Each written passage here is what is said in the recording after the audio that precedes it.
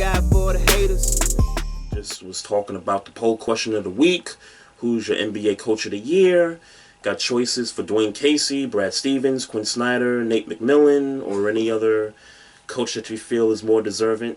For me, it's Nate McMillan, man. I'm gonna keep riding this thing till the wheels fall off. Nate McMillan. Nate McMillan, huh? Nate McMillan, man. I mean, ideally, they probably shouldn't be in the playoffs. You trade the franchise player for a guy who we had questions about with his role with the Thunder, and he turns out to be the best player on the team.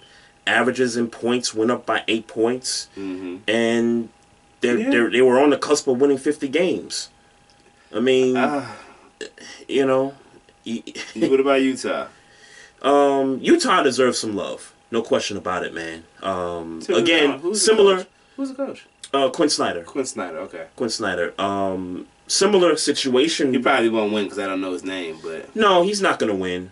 But I think it's a similar situation with the Pacers. They lose Gordon Hayward, and nobody expects the Jazz to do much of anything, even though, Rudy Gobert's there, but he's not a much of a difference maker in my eyes. But then they draft this kid. Defensively, yeah. Defensively, yes. Yeah, he can average a double-double for you, but it's not like a 25 and 13. It's more like a 13 and 10.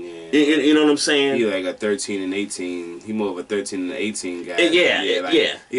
Exactly. If he do something amazing, it'll be more about rebounds and blocks, and it'll be exactly.